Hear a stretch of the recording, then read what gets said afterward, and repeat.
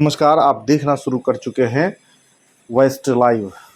और waste live में आज स्पेशल है जो शपथ ग्रहण के दौरान फ़लस्तीन जिंदाबाद जय फ़लस्तीन का जो नारा लगाया गया संसद भवन के अंदर, साथ ही जनसंख्या नियंत्रण कानून को लेकर के टाइगर राजा सिंह ने क्या कहा, देखिए पूरा रिपोर्ट और अपनी राय कमेंट सेक्शन में अवश्य दें। जय हिंद। आज पार्लियामेंट में शपथ ग्रहण समारोह चल रहा था। पार्लियामेंट में शपथ ग्रहण समारोह चल रहा था तो वो ऑल सिटी का असदुद्दीन ओवैसी शपथ लेते लेते क्या कहता है, फ़लस्तीन जिंदाबाद, फ़लस्तीन जिंदाबाद का वो नारा लगाता है। मैं उस ओवैसी को कहना चाहूंगा कि बेटा, अरे जिस देश में तू राजनीति करता है, जिस देश में खाता है, जिस देश में पीता है, अरे भारत माँ की जय भी बोल दिया कर। अरे भारत माता की जय भी बोल दिया कर। अगर तुझे इतना ही प्यार है फ़लस्तीन से तो तू और तेरे भाई को लेकर चले जा फ़लस्तीन। अगर तेरे में दम है, तेरे पार्टी कार्यकर्ताओं में दम है तो चले जा फ़लस्तीन, बंदूक उठा कर दे। अरे वही फ़लस्तीन के लोग तुम दोनों चूहों को मार मार के भगाएंगे, जैसे पाकिस्तान में तुम मुसलमानों को मुहाजिर कहा जाता है, वैसे ही फ़लस्तीन में भी तुम लोगों को मुहाजिर कहकर वहां से मार के भगाएंगे। बेटा, ये भारत देश है और भारत देश में रहने वाला चाहे वो कोई भी व्यक्ति हो जो भारत माता की जय ना बोले, जो वंदे मातरम ना गाए, उसको इस मेरे भारत देश में रहने का अधिकार। अरे वंदे मातरम गाना होगा वरना यहाँ से जाना होगा।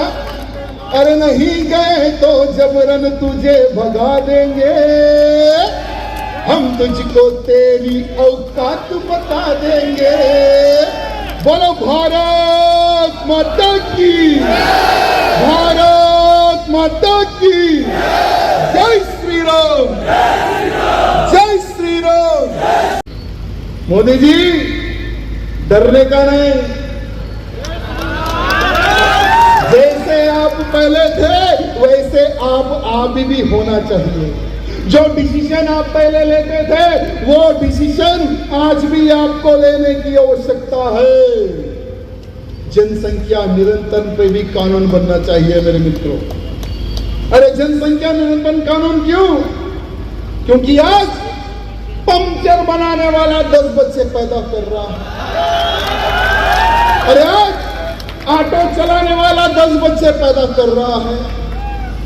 अरे 10 घंटे काम करने के बाद में 2 वक्त की रोटी भी नहीं खिलाने वाला भी 4 शादियां करके 40 बच्चे पैदा कर रहा है।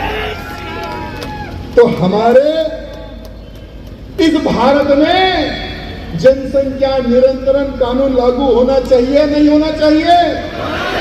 मेरे मित्रों, ये एक बहुत ही अहम मुद्दा है मेरे मित्रों। आज हमारे भारत को धीरे धीरे चारों तरफ से खोखला किया जा रहा है।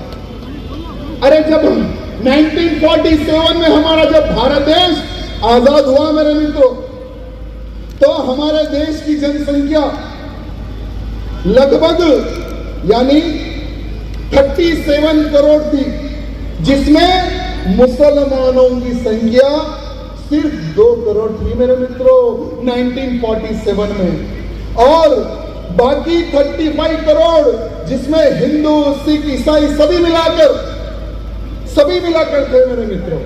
लेकिन आजादी के 75 साल के बाद में मेरे मित्रों, आजादी के 75 साल के बाद में हमारे भारत देश की संख्या 130 करोड़ हो गई है। 130 करोड़ हो गई है, जिसमें हमारी संख्या 85 करोड़ है, तो मुसलमानों की संख्या 35 से 40 करोड़ कैसे हो गई, ये मंथन आप सबको करने की आज आवश्यकता है मेरे मित्रों। आजादी के समय, आजादी के बाद अगर हम 35 करोड़ से बढ़कर 85 करोड़ पहुंची है, तो लगभग 143% हिंदुओं की आबादी बढ़ी है मेरे मित्रों।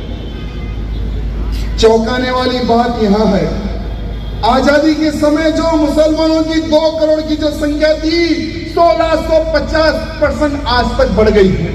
कितने? 1650, यानी 35 से 40 करोड़ संख्या मुसलमानों की बढ़ गई।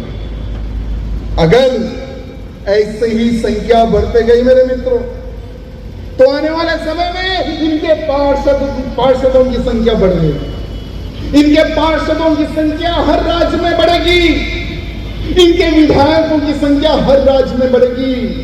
अगर इनके विधायकों की संख्या अगर हर राज्य में बढ़ेगी, तो इनके मुख्यमंत्री भी हर राज्य में, अगर इनके मुख्यमंत्री हर राज्य में बढ़ गए, तो जैसे हमारा बड़ा साला ओवैसी कहता है,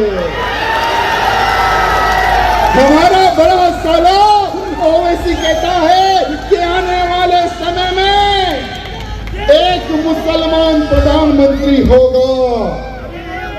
मित्रों, ये चीज सोचने और समझने की आवश्यकता है। अगर इनके पार्षद, विधायक, सांसद, मुख्यमंत्रियों की संख्या बढ़ेगी, तो इनका प्रधानमंत्री भी बन सकता है, बन सकता है ना, बन सकता है ना। अगर इनका प्रधानमंत्री बन गया मेरे मित्रों, 1947 में पाकिस्तान में हिंदुओं की जनसंख्या 25% थी और आज 1% बची है। अगर भारत का प्रधानमंत्री अगर कोई मुसलमान बन गया, तो सोचो जो 85 करोड़ हिंदू है कहां जाएंगे? अरे जो 24% हिंदू पाकिस्तान में, यानी टोटल 25, अब तो एक बचा, 24% हिंदू कहां गए?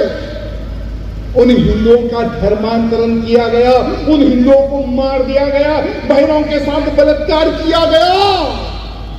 अगर भारत में अगर इनका प्रधानमंत्री बनेगा, तो तुम सबका भी हाल वही होगा मेरे मित्रों, ये बात ध्यान रखना।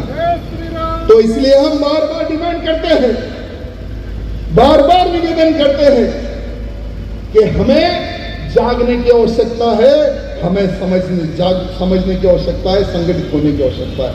कुछ ही दिन पहले 1950 से लेकर 1915 तक का एक ग्लोबल सर्वे हुआ। उस सर्वे में हिंदुओं की जनसंख्या 9% कम हो गई है और मुसलमानों की संख्या 43% बढ़ गई। मेरे सोते रहो, जातिवाद में बढ़ते रहो, आने वाले समय में सबका राम राम सत्य होने वाला है, ये बात ध्यान रखना। साथ ही साथ एक बहुत अच्छे इतिहास के बारे में मैं आप सबको बताना चाहूंगा। आज नालंदा विश्वविद्यालय के बारे में किस किस को पता है? सबको पता है मित्रों? आज 17 करोड़ रुपए लगाकर फिर से उसको जीवित किया है हमारे भगवाधारी प्रधानमंत्री ने। 1700। अरे बख्तियार खिलजी नामक वो समय पर मुगल हरामी था, बख्तियार खिलजी, उसको एक बीमारी हो गई, पता नहीं साले को कौन सी बीमारी हो गई, लेकिन उस बीमारी का इलाज कहीं पर भी नहीं मिल रहा था।